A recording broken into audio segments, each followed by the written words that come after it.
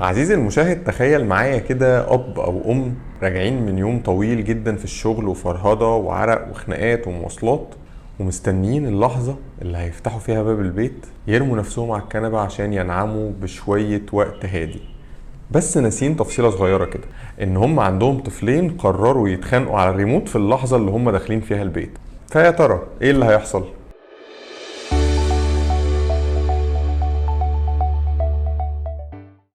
اهلا بيكم في فيديو جديد واخير من سلسلة علاقات ولا بيزنس، السلسلة اللي بدأناها من 6 حلقات فاتوا، واتمنى ان احنا نكون قدرنا نوصل فيهم معلومات كويسة او عملنا فيهم ربط كويس ما بين العلاقات اليومية اللي احنا بنشوفها في حياتنا وما بين مفاهيم في البيزنس وفي الحياة العملية. النهاردة بقى في الفيديو ده معادنا مع نظرية يمكن شهيرة في البيزنس بس مشهورة اكتر بكتير عندنا في العلاقات. زي ما قلنا كده في الانترو، اب او ام داخلين البيت بعد يوم طويل متعب وقرروا ان هم يرتاحوا، ولكن كان عندهم طفلين ولد وبنت، لقوا ان ده انسب وقت يتخانقوا فيه على ريموت التلفزيون عشان كل واحد فيهم عايز يتفرج على حاجة مختلفة. الولد هنفترض ان اسمه خالد مثلا، والبنت هنفترض ان اسمها اميرة. الاتنين عايزين واحد يتفرج على الماتش والتانية تتفرج على الكرتون. اي اب وام مصري اصلا كده هيبقى عندهم حل من 5 حلول. جرب كده توقف الفيديو هنا وتفكر في ايه الحلول اللي ممكن يتبعها الاب او الام دول ساعتها عشان يفضوا الخناقة او يحلوا النزاع ما بين خالد واميرة. لو كنت شاطر كفاية او كنت اب حقيقي او ام حقيقية وعرفتوا توصلوا لل5 طرق المختلفة اللي ممكن يحلوا بيها النزاع ده او المشكلة دي، تعالوا اقول لكم بقى ان في عالم اسمه توماس كيلمان عمل نظرية اسمها نظرية توماس كيلمان لحل النزاعات، مقتبس فيها نفس الحاجات اللي حضراتكم بتعملوها كأب وام مصريين عاديين جدا جدا عشان تعرفوا احنا قد ايه سابقين العلم بكتير جدا. تعالوا نشوف كده ايه ال5 طرق اللي ممكن نستخدمهم في حل اي نزاع ما بين اتنين. زي ما هنشوف كده في الرسمة اللي قدامنا دي او في التشارت اللي قدامنا، عندنا محددين او عنصرين هما اللي بيحددوا انا هختار انهي طريقة في حل النزاعات. اول محدد او اول عنصر هو الى اي مدى كل طرف فيهم عايز او عنده رغبة ان هو يتعاون مع التاني. فعلى الناحية اليمين هنلاقي ان الرغبة اعلى ما يمكن، وعلى الناحية الشمال الرغبة اقل ما يمكن. كمان في محدد تاني او عنصر تاني هو الى اي مدى كل طرف منهم مصر جدا على رأيه ومتمسك برأيه ان هو يحققه بشكل كامل. فهنلاقي فوق الإصرار عالي وتحت الإصرار منخفض. فتعالوا بقى نشوف ال5 طرق اللي بيستخدمهم توماس كيلمان أو يعني الأب والأم المصريين في حل النزاعات ما بين الطرفين. لو خالد وأميرة كل واحد فيهم مصر على رأيه جدا، فعندنا هنا إصرار عالي فوق أهو، ومصر ان هو يتفرج على الماتش كامل من اوله لاخره، واميرة مصرة انها تتفرج على الكرتون بشكل كامل من اوله لاخره. والاتنين ما عندهمش رغبة كبيرة في التعاون، يعني الاتنين مش فارق لهم التاني هيتفرج او لا. هنا الطريقة اللي هيخلص بيها النزاع ده طبقا لتوماس كيلمان هي طريقة التنافس، واللي دي اللي بيقول فيها الاب او الام يا هو يا هي بالاجبار. يعني ايه الكلام ده؟ يعني هنا دي المرحلة اللي الأب والأم هينصر فيها واحد من الاتنين على التاني بالإجبار. يعني هيقول لأميرة خلاص مفيش كلام في الموضوع ده، أخوك هو اللي هيتفرج على الماتش، أو هيقول لخالد إن خلاص مفيش كلام في الموضوع ده، أختك هي اللي هتتفرج على الكرتون. هنا لازم واحد فيهم يكسب. ليه؟ عشان كل واحد متمسك برأيه والاتنين مش فارق لهم التعاون مع التاني، فهنا لازم واحد يكسب بالإجبار على حساب التاني.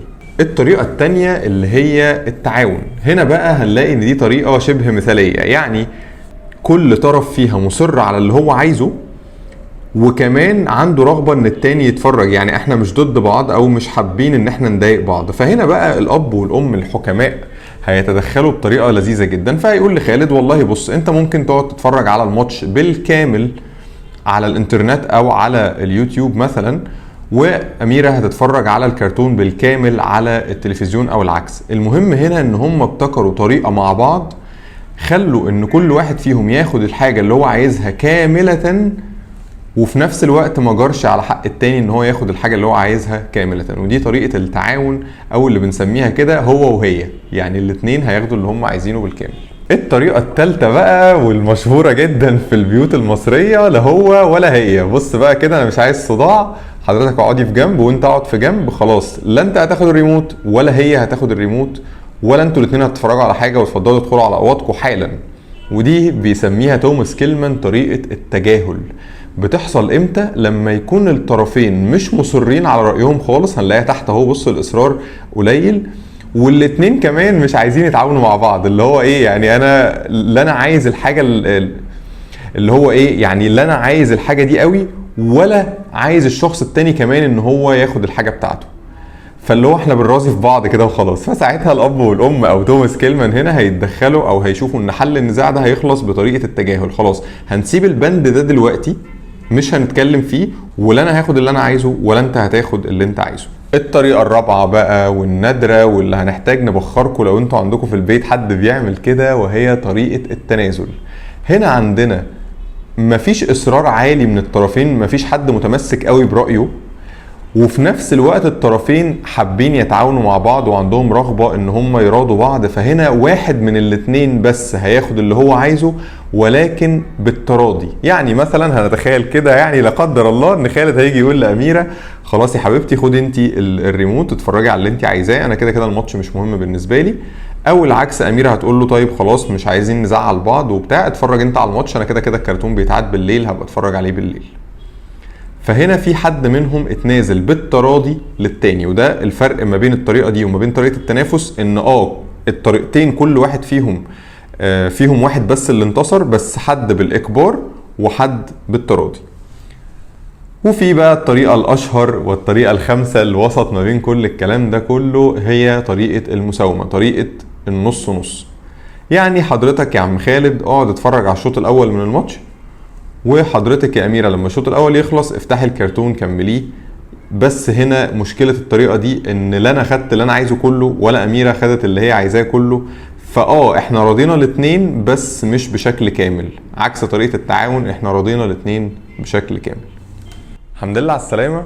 وشفنا قد ايه البيوت المصرية مليانة حاجات ينفع تتحول لنظريات علمية كبيرة كمان. 5 طرق بيستخدمهم توماس كيلمان او بيقترحهم توماس كيلمان لما تلاقي نفسك في نزاع مع اي شخص، سواء في الشغل او نزاع على ديل او صفقة معينة بتستخدمهم. وهنلاقي ان الطرق دي مستوحاة من حاجة بنشوفها في بيوتنا، وهو ده كان الهدف من كل السلسلة بتاعت علاقات ولا بيزنس. ازاي الحاجات العادية اللي احنا بنتعامل بيها في حياتنا اليومية بنقدر نستلهم منها افكار ونفسر بيها كمان ونبسط بيها حاجات في البيزنس. انا كنت مبسوط جدا ان انا كنت معاكم خلال ال6 أو 7 حلقات دول. منتظر تعليقات على الحلقة دي وعلى كل الحلقات اللي فاتت، وايه الحاجات اللي ممكن نطورها ان شاء الله في الموسم الجديد اللي احنا هنعمله من نفس السلسلة. وطبعا اللي متابعينا من الاول بقى ما تنسوش الحاجة المعتادة، ان مش هنطلب منكم تعملوا شير ولا سبسكرايب ولا الكلام ده كله، بس حاولوا قدر الامكان تفرجوا الناس اللي انتوا شايفين ان الموضوع ده يهمهم على الحلقة دي او على الفيديو ده. انشروا الموضوع للناس اللي انتوا شايفينهم مهتمين او هيستفيدوا. والتاني طلب، ايوه بالظبط، فعل جرس التنبيهات لو انت بتنسى زي حالاتي كده، او لو انت ذاكرتك كويسة مش محتاج تعمل الكلام ده، وتستنانا كل يوم 2 الساعة 10 مساء ان شاء الله. اشوفكم على خير في الموسم الثاني.